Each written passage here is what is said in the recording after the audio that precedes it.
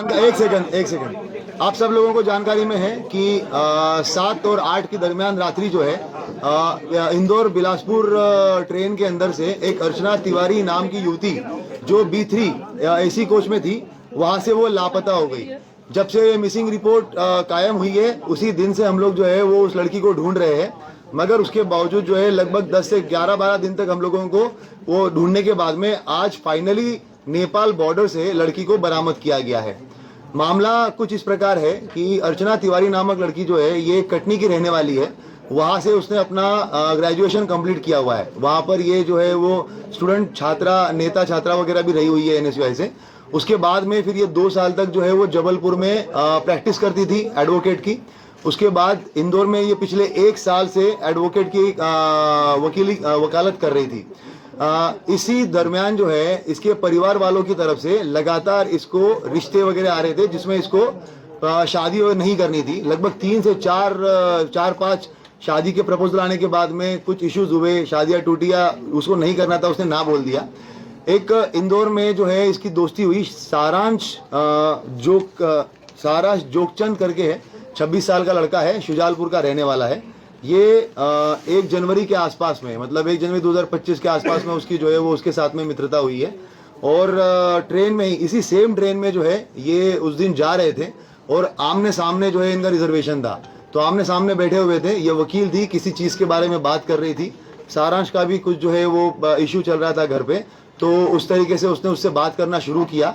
उसके बाद में बातें जो है वो और भी जो इसके लीगल इश्यूज थे, इसने अपना ड्रोन कंपनी का एक कुछ प्राइवेट लिमिटेड कंपनी बनाने के लिए ये प्रयास कर रहा था इंदौर में, तो उसके लीगल डॉक्यूमेंट को लेकर इन आपस में बातचीत होना शुरू हो गई और उसके बाद में फिर इनकी लगातार बातें शुरू हो गई।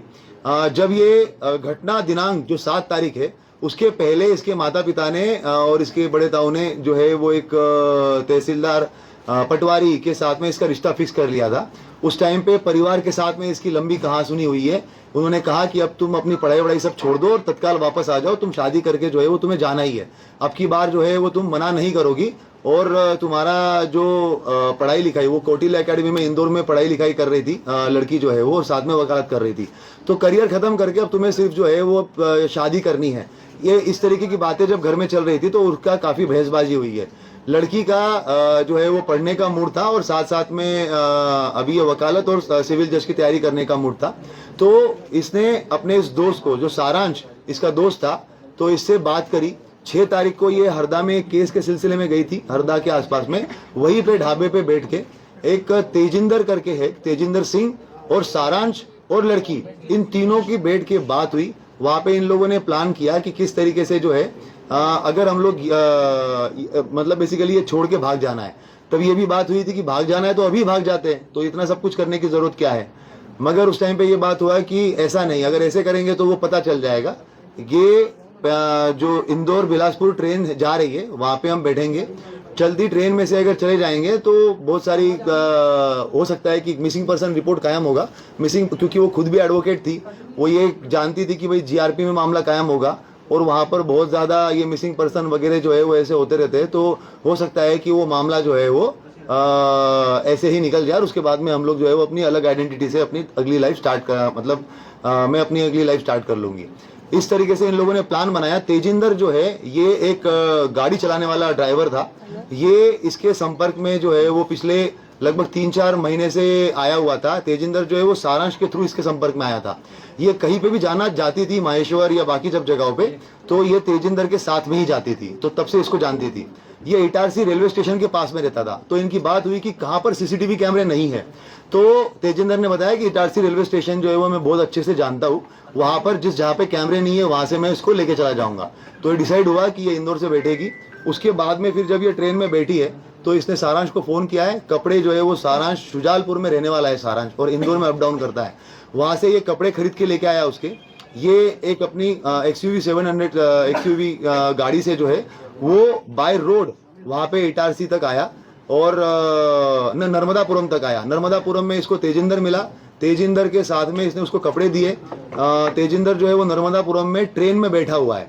ट्रेन में बैठने के बाद में इसने लड़की को कपड़े दिए। उसके बाद में जो सारांश है, ये लड़का पहुंचा इटारसी बाय रोड।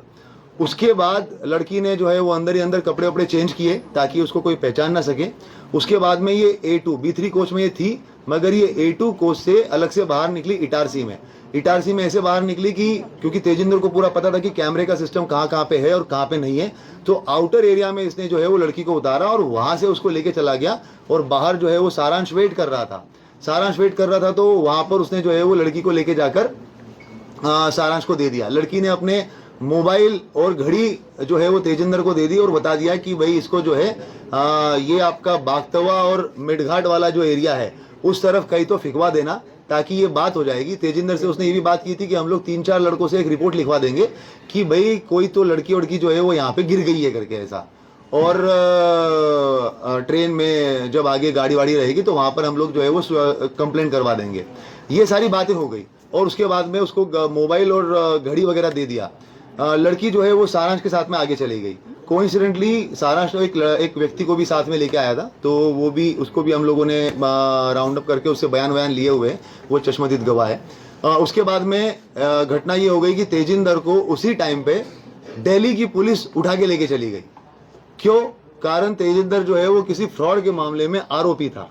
तो उसी रात, सेम रात को 1 बजे जो है वो ये घटनाक्रम होता है और अगले 1 घंटे में तेजिंदर को पुलिस उठा के लेके चली जाती है। अब जब ये पूरा मामला हमारे पास में आता है, लड़की जानबूझ के सामान पूरा के पूरा सीट पे छोड़ के गई ताकि हम लोग ये सोचे कि लड़की हो ना हो कहीं पे गिरी है, वो कहीं पे भागी नहीं है। अगर भागती तो पूरा सामान लेके जाती। ये पूरा सोच के प्लान करके जो है वो सामान वहीं पर रखा गया था। उसके बाद में जैसा कि उसने सोचा था, जब हमारे पास में मामला आया, सारा डिस्कशन हुआ, बात यही हुई कि भाई सामान जो है वो पूरा के पूरा छोड़ के चली गई है। छोड़ के गई इसका मतलब कहीं ना कहीं गिरी होगी। और मिडघाट और वो वाले एरिया का भी जानबूझ के वो मोबाइल जो है वो उसी एरिया में बंद हुआ था, तो हम लोगों ने वहाँ पर पूरा सर्चिंग ऑपरेशन भी चलाया, पूरे थानों में भी हम लोगों ने बात करी, वो सारी चीज़ें करी। मगर उसी टाइम पे एक चीज़ और, सारांश के साथ में जब बात हुई थी तो स्टार्टिंग में जब जनवरी में उसकी बातें हुई थी तो कॉल पे बात होती थी, मगर उसके बाद में व्हाट्सएप कॉल हुआ था। तो वो उस वजह से जो है उसके साथ में वो बातें जो है वो CDR में डिटेक्ट नहीं हो पाई। हम लोगों ने IPDR निकालने के बाद में उसका नंबर जो जब वापस आया और पता चला कि इससे वापस ये बात हो रही थी और ये लड़का छूट गया है पूछताछ करने के लिए, उसके बाद टीम जो है वो उस तक पहुंची है। तेजिंदर को जब हम लोगों ने ये पता किया, तेजिंदर का नंबर मिला और जब हम लोगों ने उसके बारे में डिटेल पता किया तो हम लोग काफ़ी श्योर हो गए थे कि तेजिंदर इस मामले में लिंक्ड है। मगर जैसे ही हमें पता चला कि ये जो है वो चोरी के मामले में दिल्ली पुलिस उठा के लेके गई है, तो हमें फिर स्टार्टिंग में लगा कि हो सकता है कि ये किसी दूसरे मामले में होगा। पर जब सारांश को उठाया गया और सारांश से जब पूछताछ हुई तो उसने बताया कि तेजिंदर, लड़की और इसने सबने मिलकर ये प्लान किया था। लड़की सारांश के साथ गई, शुजालपुर में गई है, वो गाड़ी की गाड़ी में ही रही, कहीं पे बाहर उतरी नहीं। इन लोगों ने इसका चीज़ का ध्यान रखा कि कहीं पे भी टोल नाका नहीं आना चाहिए, क्योंकि पुलिस जो है वो टोल नाके पे भी CCTV कैमरे देखती है और अगर गाड़ी के थ्रू RFID से अगर पैसा कट जाता है तो उससे भी जो है वो डिटेक्ट हो सकता है। तो इन्होंने टोल नाका अवॉइड किया और ऐसे ऐसे रास्ते से गए जहाँ से टोल नाका नहीं हो। शुजालपुर गए, शुजालपुर के बाद में फिर ये ऑर्बिट मॉल के आसपास से कहीं से इन्होंने एक दूसरा मोबाइल खरीदा। और लड़की, जब तक मीडिया में इस चीज़ का काफ़ी हाइप हो गया था तो जितना इनको एक्सपेक्टेशन था कि मामला एकदम सिंपल तरीके से निपट जाएगा, तो वो लगने लग गया कि अब तो ये नहीं होगा, तो इसको मध्य प्रदेश छोड़ के कहीं तो जाना पड़ेगा जहाँ पे अलग भाषा के लोग हैं। तो इन्होंने हैदराबाद चूज़ किया। उसके बाद ये बुरहानपुर गए, बुरहानपुर से इन लोगों ने जो है वो हैदराबाद की बस पकड़ी। हैदराबाद में जाने के बाद में ये 2 दिन 1 रात जो है वो हैदराबाद में रहे। फिर जब मामला और ज़्यादा हाइप पकड़ने लग गया तो जो सारांश है, ये ड्रोन का जो एक नया स्टार्टअप इसने डाला हुआ है और इसका जो क्लाइंट बेस है वो नेपाल में भी कुछ है। तो इन लोगों की पहले वो बात हो चुकी थी, तो इनकी बात हुई कि अब इसको जो है वो भारत छोड़ के ही हम लोग जो नेपाल की तरफ चले जाएंगे। उसके बाद फिर इन्होंने बस पकड़ी, बस पकड़ के जोधपुर से दिल्ली, दिल्ली से उसके बाद में जो है ये कुछ दिन वो काठमांडू चली गई। लड़की काठमांडू चली गई, लड़का जो है वो वापस आ गया। और लड़के ने ये भी किया कि जो इसका मोबाइल था उसको जब मेन टाइम था उस टाइम पे उसने एरोप्लेन मोड पे करके पूरा के पूरा बंद कर लिया। बाकी टाइम में मोबाइल जो है वो अपना वहीं पे रखकर और दूसरी सिम इशू करवा के पिता के नाम पे उस मोबाइल को उसने पूरा टाइम चलाया, क्योंकि जब सारांश का नाम अगर आए तो मोबाइल जो है वो इंदौर में ही दिखे और उसके ऊपर कोई शक ना जाए।